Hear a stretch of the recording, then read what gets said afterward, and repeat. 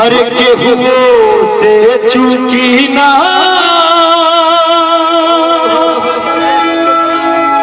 हर दुधवा के कर जामाई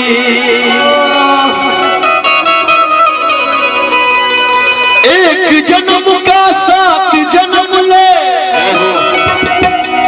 अरे सुदियों नहीं दियाई चचा एक जन्म का अगर है शरीरिया दिवस भैया 7 जन्म भी ले ली तो माई के दूध के कर्जा ना दिया दिवाकर भैया हर एक जन्म का 7 जन्म ले सुदियों नहीं दिया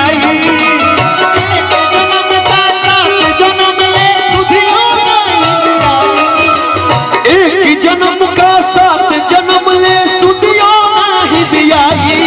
केहू से चूकी ना दुधवा के कर जामाई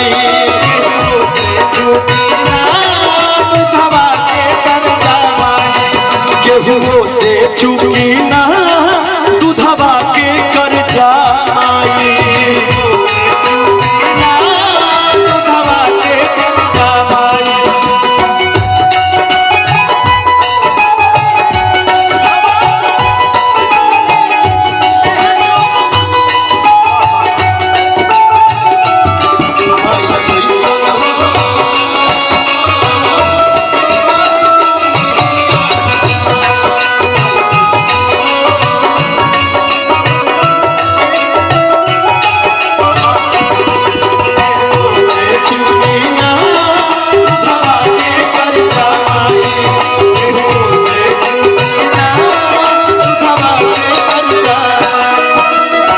ज्यादा देर ना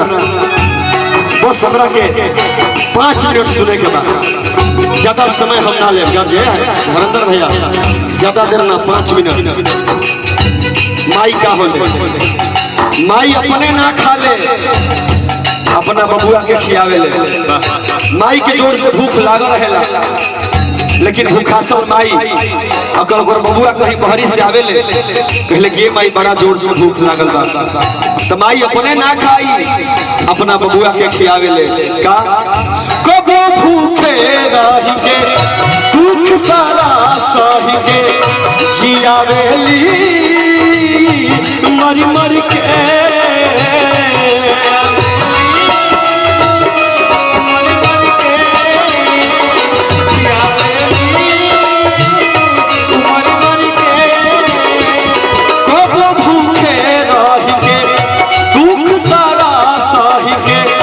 जियावेली मर मर के जियावेली मर मर के भैया है बेटा वाले बेटा हो जाले लेकिन माता कबो को माता ना होली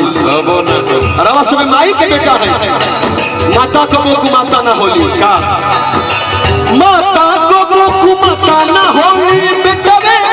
कसाई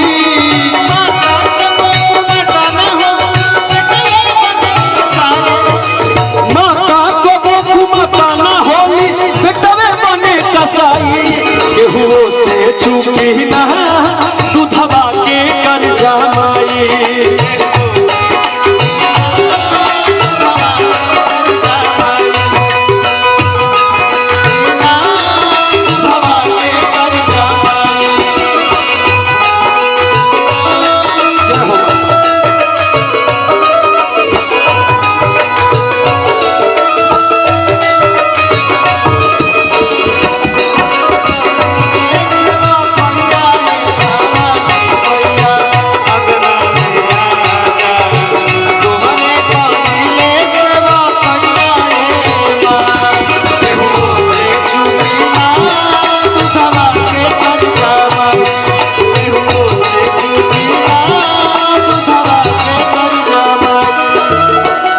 गुरुजी वीरेंद्र बाबा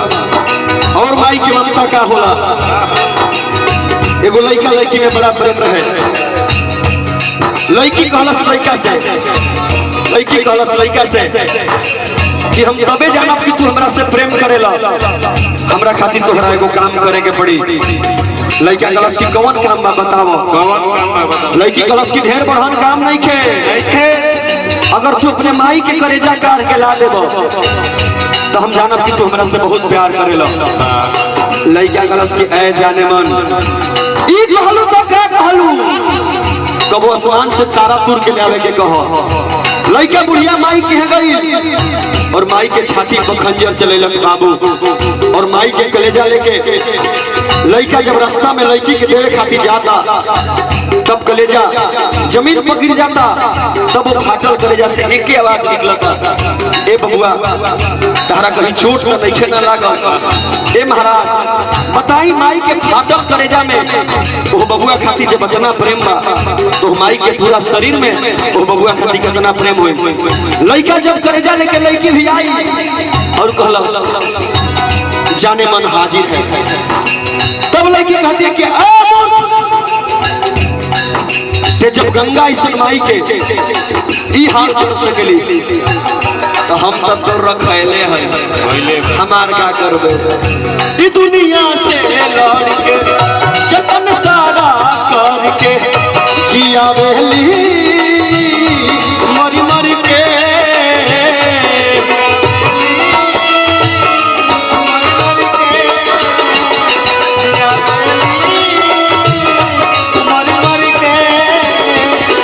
दुनिया से लड़ के जतन सारा करके जिया बेली मरी मरी के जिया बेली मरी मरी के मुँह मेरे खसया से लगा के बबुआ बड़े हो जाई, मुँह मेरे खसया से लगा के बबुआ समय कम बा लेकिन हम ही माई के बेटा नहीं खी सुबह तो माई के बेटा मन हम गीत गाते तो माई के कर्जा उतर गए ना कबो ना गीत गा के माई के कर्जा नहीं खी उतार सकत 7 जन्म में भी ना, लेकिन कहे के भाव लगल का हम गौनी तो का गौनी गौले सकल जहान बा, हम लिखनी तो का लिखनी लिखले वेद पुराण बा, कहे के भाव लगल लास्ट में कहे के चल जाए फिर आवे के बा फिर गावे के हर तो माई के चरनिया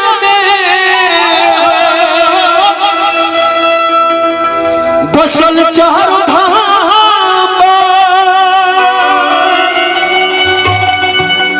अरे तीरथ बरत के हमारा नहीं कौन काम, हर माई बाबू से बढ़ के ना, हर माई बाबू से बढ़ के ना, अरे पूजा पाठ अजान बा। ए गुरुजी हम गवनी हर तो का गवनी गवले सकल जान बा, हम लिखनी तो का लिखनी लिखले वेद पुराण बा। आओ गुरुजी अरे हम लिखनी तो का लिखनी लिखले वेद पुराण बा, हम गवनी तो का गवनी गवले सकल माई के चरनिया में पसंद चारों धाम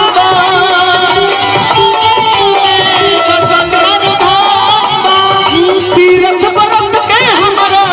नहीं कौन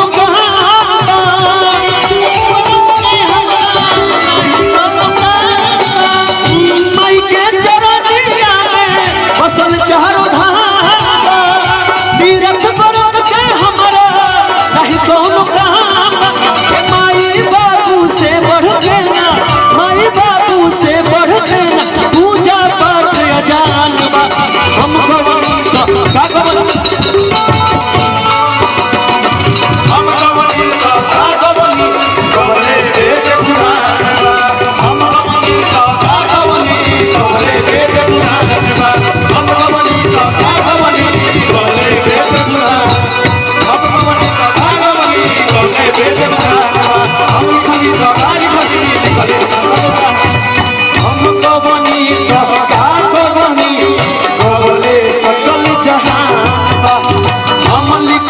तो लिखनी लिखले अगर अच्छा लागल हो